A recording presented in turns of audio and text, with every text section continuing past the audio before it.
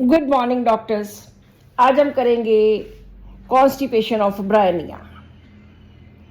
Bryonia जिसमें बहुत ज़्यादा ड्राइनेस होती है, म्यूकस मेम्ब्रेन्स ड्राई होती हैं और इस ड्राइनेस की वजह से स्टूल बहुत hard and dry and naughty, जैसे कि जला हुआ होता है, बर्नट एज इफ, इस तरह का होता है। और कॉन्स्टिपेशन के साथ साथ इसमें हेडेक बहुत साथ के साथ होता है और ये इतनी ड्राइनेस होती है पूरी बॉडी में कि ये ग्लास भर भर के पानी के पीता है। अब हम सिम्टम वाइज करेंगे कि ब्रायनिया की कॉन्स्टिपेशन किस तरह की होती है।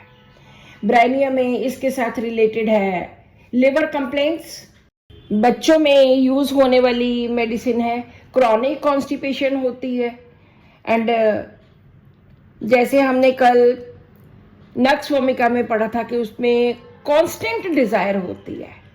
इसमें स्टूल बहुत ड्राई होता है लेकिन बिल्कुल भी डिजायर नहीं होती, मैनुअली रिमूव करना पड़ता है। डिलीवरी के बाद, डेंटिशन के ड्यूरिंग, उन टाइम पे यूज की जाती है और बहुत डिफिकल्ट स्टूल होता है। नक्स वोमिका में डिफिकल्ट होता है, पेनफुल होता है एंड रिसीड्स बैक, लेकिन इसमें ऐसा नहीं होता। इसमें स्टूल सॉफ्ट भी होता है। इसका सबसे बड़ा रीजन होता है ड्राइनेस ऑफ रेक्टम फ्रॉम, कि रेक्टम जो है वो बहुत ज्यादा बिल्कुल ड्राई हो जाती है। Lack of secretions of intestines, इसमें सिर्फ सिंगुलर मेडिसिन है bryonia, lack of secretions in intestine. Dryness of rectum में दो मेडिसिन है, एलुमिना एंड ब्रायनिया, और एलुमिना हम ऑलरेडी कर चुके हैं कि उसमें किस तरह की कॉन्स्टिपेशन होती है। इनइफेक्चुअल अर्जिंग एंड स्ट्रेनिंग होता है नक्स वोमिका की तरह, और साथ में इनसफिशिएंट स्टूल होता है। लेकिन नक्स वोमिका स्टूल पास करके बहुत हैप्पी होता है, रिलीफ मिलता है। इसमें ऐसा कुछ नहीं है।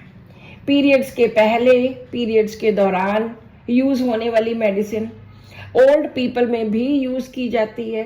नक्स वोमिका में इररेगुलर पेरिस्टल्टिक एक्शन में सिंगुलर मेडिसिन थी, लैक ऑफ पेरिस्टल्टिक एक्शन में ओपियम थी, और ये lack of secretion of intestine में सिंगुलर है। प्रेगनेंसी के दौरान भी इसको इस्तेमाल किया जा सकता है। ब्रायनिया ऐसा पेशेंट है जो किसी के सामने स्टूल पास नहीं कर सकता, जैसे नर्स भी होती है उसके सामने भी नहीं, उसकी प्रेजेंस में, किसी की कंपनी की प्रेजेंस में नहीं कर सकता, लाइक अम्ब्राग्लेशिया। और मैकेनिकली स्टूल रिमूव करना पड़ता है with the help of hands, fingers, या फिर इनीमा देना पड़ता है। सी साइड में होने वाली कॉन्स्टिपेशन, स्टूल बहुत देर तक, लंबे समय तक रेक्टम में रहता है विद नो अर्जिंग। और लास्ट रूब्रिक वैक्सेशन आफ्टर, जो हमने नक्स वोमिका कल की थी कि नाराजगी होने की वजह से कॉन्स्टिपेशन हो जाती है। Bryonia, nux vomica and Steffi, 3 medicine हैं। सो इस तरह ब्रायनिया जिस तरह से इसमें ड्राइनेस होती है, वो ड्राइनेस इसके मानसिक स्तर पे भी दिखती है। ये फिजिकली भी ड्राई होता है, मेंटली भी ड्राई होता है। बिजनेसमैन होता है लेकिन अपने एम्प्लॉयज को तंग बहुत करता है। नक्स वोमिका भी बिजनेसमैन है लेकिन वो एक बहुत जेनरस काइंड ऑफ पर्सन होता है। वो दूसरों को दान करना, बाहर वाले लोगों को, घर वालों से टूटा हुआ होता है लेकिन बाहर वालों के साथ वो बहुत बना के रखता है। और ब्रायनिया इतना ड्राई होता है मेंटली भी कि अपने एम्प्लॉयज़ को भी छुट्टी देने के लिए, पैसे देने के लिए बहुत ज़्यादा तंग करते हैं, क्योंकि ये कंजूस बहुत ज़्यादा होता है।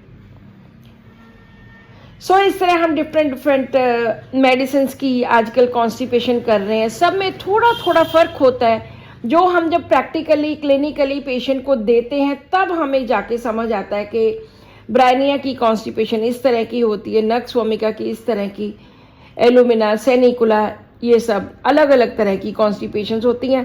और सब में बहुत थोड़ा थोड़ा, बिल्कुल हल्का हल्का फर्क होता है और उसी से हमारी मेडिसिन बदल जाती है। अगर गलत मेडिसिन देंगे तो उसका कोई असर नहीं होगा, और अगर बिल्कुल एकदम स्टीक मेडिसिन प्रॉपर सिलेक्शन करके देंगे तो उससे डेफिनेटली बहुत अच्छा इफेक्ट होता है। तो आज की वीडियो का क्वेश्चन है, right any 2 rubrics of Bryonia. Bryonia की कॉन्स्टिपेशन के 2 रूब्रिक्स लिखिए। Thank you.